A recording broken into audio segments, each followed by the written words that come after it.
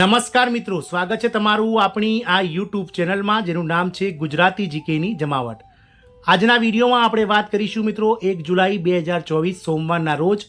મુખ્યમંત્રીની અધ્યક્ષતામાં મિત્રો સીએમઓ કાર્યાલય ખાતે કેબિનેટ બેઠક યોજાઈ હતી. આ બેઠકમાં મિત્રો ઘણા ખરા સરકારી પ્રશ્નોની લઈને ચર્ચા થઈ હતી, જેમાં મુખ્ય પ્રશ્ન જે છે તે મિત્રો અત્યારે હાલ રાજ્યમાં જે કાયમી શિક્ષક ભરતીને લઈ અને લાખો ટેટ પાસ ઉમેદવારો જે રીતે મિત્રો સોશિયલ મીડિયામાં સાથે જ અલગ અલગ જે ધરણા કાર્યક્રમો કરી અને દેખાવો કરી રહ્યા છે, તો આ જે કાયમી શિક્ષક ભરતીને લઈને જે મિત્રો એક જ્વાળામુખી ફાટી નીકળ્યો છે તેને કઈ રીતે શાંત કરવો, સાથે જ મિત્રો જે કર્મચારી બેડામાં જે ચર્ચાઓ ચાલી રહી છે કે સરકાર જે 1 જાન્યુઆરી 2024થી 4% મોંઘવારી ભથ્થું બાકી છે તે ક્યારે ચૂકવશે, અને સાથે જ મિત્રો જુલાઈ મહિનાનું જે છે જે મોંઘવારી ભથ્થું હવે ટૂંક સમયમાં કેન્દ્ર સરકાર દ્વારા આવનાર ઓગસ્ટ અથવા સપ્ટેમ્બર મહિનામાં જાહેર થશે, તો એ પણ સરકાર ક્યારે ચૂકવશે. આ તમામ પ્રશ્નોને લઈ અને મિત્રો સીએમઓ ઓફિસ ખાતે 1 જુલાઈ 2024 સોમવારના રોજ વિશિષ્ટ બેઠકનું આયોજન થયું હતું અને ચર્ચાઓ થઈ હતી. મિત્રો સૂત્રો દ્વારા જાણવા મળેલ માહિતી અનુસાર મિત્રો જે છે તે રાજ્ય સરકાર 9 લાખ જે કર્મચારીઓ છે, જેમાં 4.63 લાખ જેટલા સરકારી કર્મચારી અને 4.67 લાખ જેટલા સરકારી પેન્શનરો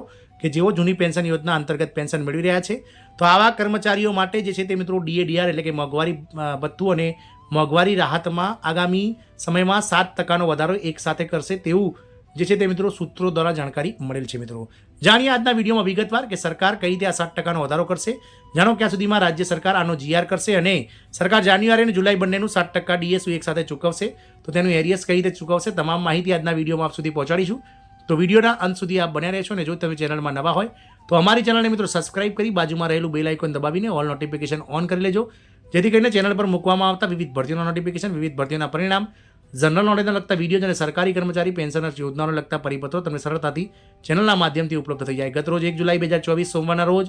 મુખ્યમંત્રીની અધ્યક્ષતામાં મિત્રો સીએમઓ કાર્યાલય ખાતે એક વિશિષ્ટ બેઠકનું કેબિનેટ બેઠકનું આયોજન થયું હતું, જેમાં શિક્ષકોની ભરતી સાથે જ મિત્રો 9 લાખ જેટલા સરકારી કર્મચારીઓ માટેના જે મોંઘવારી જે છે તેને લઈ અને ચર્ચાઓ થઈ હતી. અને મિત્રો આવનાર સમયમાં ક્યાંક ને ક્યાંક આ સરકારી કર્મચારીઓની નારાજગી જે રીતે ગુજરાત સરકારને સાથે જ મિત્રો કેન્દ્ર સરકારને લોકસભાની ચૂંટણીમાં ભોગવવી પડી છે, અને હવે આવનાર સમયમાં 2027માં વિધાનસભાની ચૂંટણીઓ પણ આવતી હોવાથી સરકાર આ સરકારી કર્મચારીઓને નારાજ કરવા નહીં ઈચ્છે તે મિત્રો સ્પષ્ટપણે દેખાઈ રહ્યું છે. કારણ કે કેન્દ્ર સરકાર પણ વિવિધ સરકારી યોજનાઓ ડીએડીઆર વગેરે જાહેર કરવાની જે વર્ષો જૂની માંગણીઓ હતી તે ધીરે ધીરે સ્વીકારવા લાગી છે. હવે રાજ્ય સરકાર પણ આ 9 લાખ જેટલા કર્મચારીઓને પોતાની તરફેણમાં રાખી અને જે લોકસભાની ચૂંટણીમાં નુકસાન થયું છે તેને ભરપાઈ કરવાની કોશિશ કરશે તેવું સૂત્રો દ્વારા જાણવા મળેલ છે. મિત્રો રાજ્ય સરકાર 9 લાખ જેટલા કર્મચારીઓ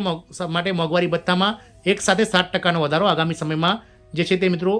ઓક્ટોબર મહિનામાં એટલે કે દિવાળીના તહેવારો પહેલાં કરી શકે છે. મિત્રો આપ સૌને જણાવી દઈએ કે રાજ્ય સરકારના કર્મચારીઓને ગત 29 ફેબ્રુઆરીના રોજ 1 જુલાઈ 2023થી જે બાકી 4% મોંઘવારી ભથ્થું હતું તે જાહેર કરવામાં આવ્યું હતું, અને 8 મહિનાનું જે એરિયસ છે તે આગામી મિત્રો માર્ચ, એપ્રિલ અને મે મહિનાના પગારોમાં જે છે તે સરકારે ચૂકવી દીધું છે. હવે સરકારી કર્મચારીઓને કેન્દ્ર સરકારના ધોરણે જે 1 જાન્યુઆરી 2024થી 4% મોંઘવારી ભથ્થું બાકી છે તે, અને જુલાઈ મહિનામાં જે મિત્રો ઓલ ઇન્ડિયા કન્ઝ્યુમર પ્રાઇસ ઇન્ડેક્સના આંકડાઓ પ્રમાણે હાલના ટ્રેન્ડ પ્રમાણે 3% જેટલું મોંઘવારી ભથ્થું જે છે તે મિત્રો સરકાર જે છે તે કેન્દ્ર સરકારના કર્મચારીઓના પગારમાં જે છે તે વધારો કરી શકે છે, એટલે કે 3% મોંઘવારી ભથ્થું જુલાઈ મહિનાથી વધી શકે છે. અને આની જાહેરાત મિત્રો આગામી ઓગસ્ટ અથવા તો સપ્ટેમ્બર મહિનામાં કેન્દ્ર સરકાર કરી દેશે, કારણ કે કેન્દ્ર સરકાર જે રીતે મિત્રો સીટોનું નુકસાન થયું છે આ કર્મચારીઓની નારાજગીના કારણે, એટલે હવે આગામી 5 વર્ષ દરમિયાન મિત્રો આ સરકારી કર્મચારીઓને પોતાની સાથે રાખશે અને તેમને મળતા લાભ સમયસર આપશે તેવું જણાઈ રહ્યું છે. મિત્રો તો રાજ્ય સરકાર પણ મિત્રો કેન્દ્ર સરકારના જ પગલે જેવું કેન્દ્ર સરકાર જુલાઈ મહિનાનું 3% મોંઘવારી ભથ્થું જાહેર કરશે તેવું જ મિત્રો ઓક્ટોબર મહિનામાં દિવાળીના તહેવારોમાં 9 લાખ જેટલા સરકારી કર્મચારીઓને દિવાળીની અનેરી ભેટ આપશે, અને મોંઘવારી ભથ્થામાં એક સાથે 7%નો વધારો કરે તો નવાઈ નહીં. મિત્રો હાલના સંજોગોમાં જે એવું દેખાઈ રહ્યું છે કે જે જાન્યુઆરીનું મોંઘવારી ભથ્થું છે તે આગામી 3 મહિના સુધી જાહેર થશે નહીં. જુલાઈ મહિનાનું મોંઘવારી ભથ્થું કેન્દ્ર સરકાર જાહેર કરશે, ત્યારબાદ જ સરકાર આ 7% અથવા તો 8% જે જુલાઈમાં વધશે તે પ્રમાણે મિત્રો આ મોંઘવારી ભથ્થાનો જીઆર સરકાર દ્વારા બહાર પાડવામાં આવશે. અને સંભવતઃ આશાઓ એવી સેવાઈ રહી છે કે સરકાર દિવાળીના તહેવારોમાં ઓક્ટોબર મહિનામાં આની જાહેરાત કરી અને સરકારી કર્મચારીઓને દિવાળીની અનેરી ભેટ આપશે તેવું દેખાઈ રહ્યું છે. તો મિત્રો સરકાર જાન્યુઆરી અને જુલાઈ બંનેનું 7% ડીએ એક સાથે ઓક્ટોબર મહિના સુધીમાં જાહેર કરશે, એટલે કે હમણાં 3 મહિના કોઈ પણ જાતનો વધારો સરકાર આપશે નહીં. પરંતુ સમય સાથે જોવાનું એ રહેશે કે મિત્રો જાન્યુઆરીથી લઈ અને જે